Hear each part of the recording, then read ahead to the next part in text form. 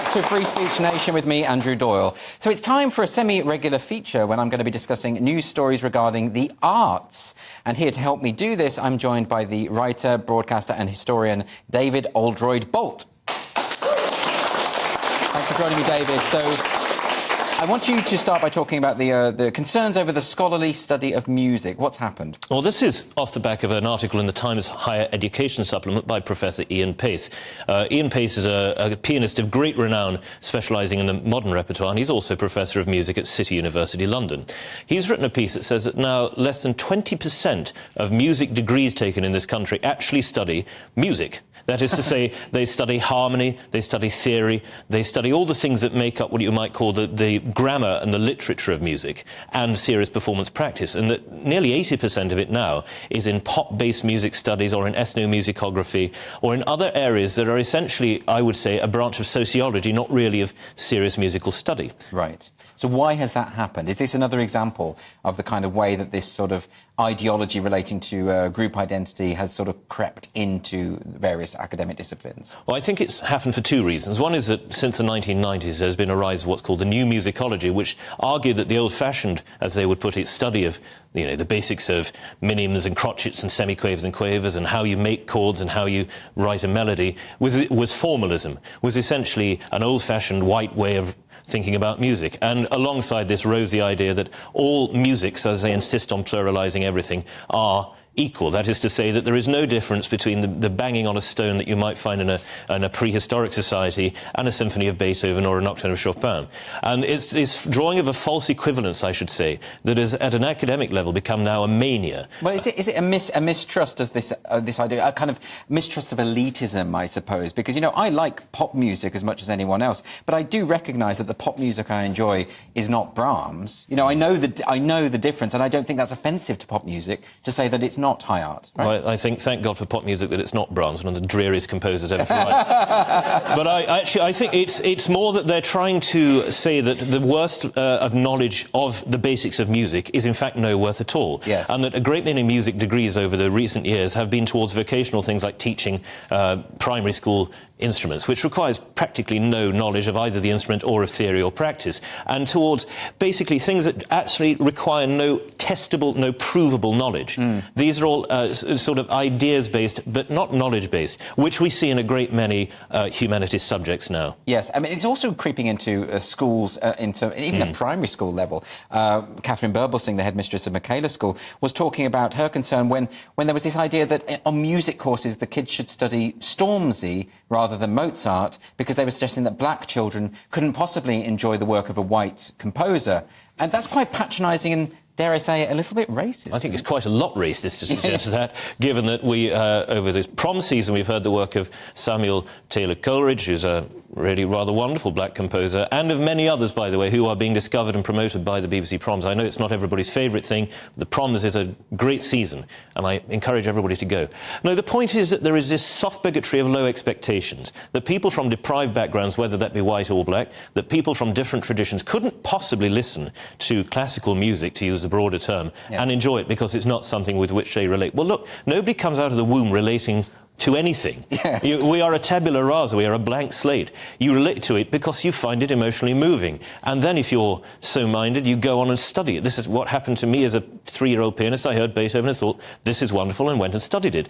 And equally, when I hear something of pop, for instance, whether it's rap, whether it's garage, whether it's drill, whether it's rock, whether it's blues, if I like it, I'll go and find out more about it. That is regardless of age, regardless of sex, regardless of race. And I think what's happened in a lot of universities, and this was happening at my time as an undergraduate between 07 and 11, was that this intense specialisation, this idea that you had to move towards an idea that was essentially, as I said earlier, sociological rather than musical, was gaining pace. And now it seems, as we see from the latest statistic, to be the majority. It's so reductive, isn't it? The idea that I can connect to Mozart because of the colour of my skin makes no sense. I've got nothing in common with Mozart. Well, you don't even speak German. No, exactly. There we go. So, now, let's move on. There was another story that you wanted to talk about relating to arts developments at the moment. What's this? Well, this is the Sunday Times running with a story this morning that the numbers of children studying A-level, French and German has dropped precipitously. In the case of German, it's dropped half in recent years.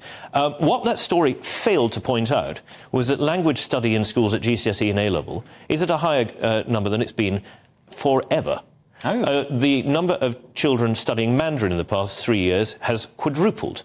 Right. The numbers studying Urdu, Punjabi and Spanish have gone through the roof. So it's just these specific languages? Yes, and there was a rather boring and utilitarian slant to this, that, well, you know, maybe it's not such a bad thing because we've got Google Translate now, so who needs to study languages?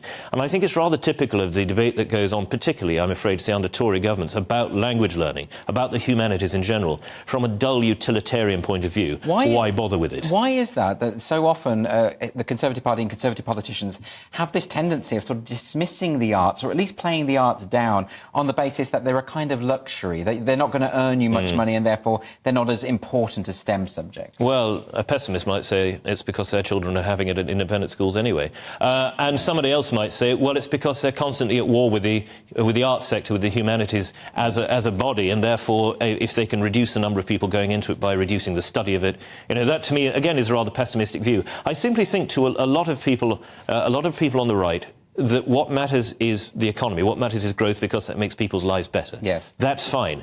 But when you've made people's lives better, if they have nothing to enjoy, what has been the point of it? And this is a rather Ruskinian argument from the 19th century that, yes, as you get better, as you have more money, you should also be able to have a broader hinterland, to be able to enjoy arts and culture. And to me, the meaning of language learning is to be able to understand how other people think. Well, we don't have a great reputation internationally when it comes to... Well, we did. We did. Used to, I mean, right? we had you think of Anthony Eden, who got a double-starred first in languages, was fluent in Arabic and Persian.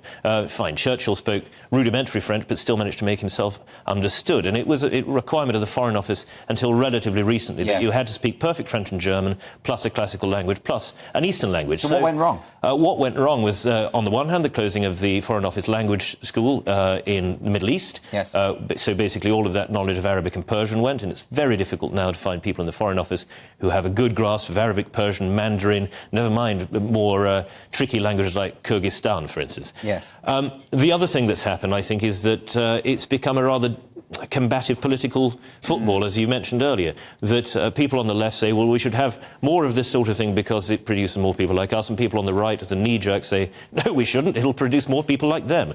Yes, so, yes.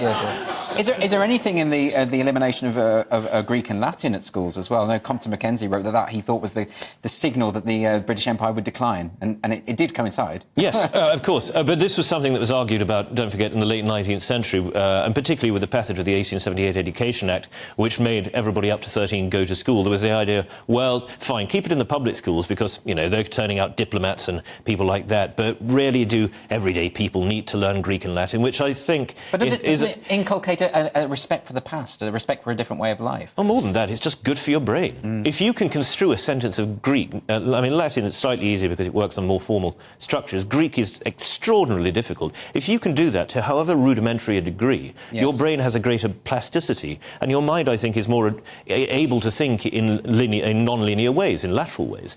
But aside from that, these are some of the most extraordinary works of literature ever produced in Greek and Latin. Why would you not want to understand them in the original? To think how Herodotus thought, to think how Cicero thought. Absolutely. And in French and German, I should say it's the same, because so much of the Western canon of music, going back to our first discussion, contains text in French and German. And if you can't understand that beyond a basic Google translation, you're cutting yourself off from half of what makes that beautiful. And none of this needs to be elitist, does it? This can be something that can be open to all. It should be. And I think this is, if we had a truly brilliant education movement in this country, of people who cared about education in the broadest sense, not merely in the narrow technocratic utilitarian sense of exam results, that's what we'd have. Unfortunately, it's an unpopular thing to do because there is always someone else screaming for money. So if you suggest that every child has the right to learn Greek, Latin, French and German from 5 until 18, you'll be told, well, what about STEM subjects? Well, look, who needs it? Children are brilliant at picking up new technology for themselves, and they move far faster than any education curriculum can keep up with. So why not concentrate in schools on doing that which is to a degree universal and immutable,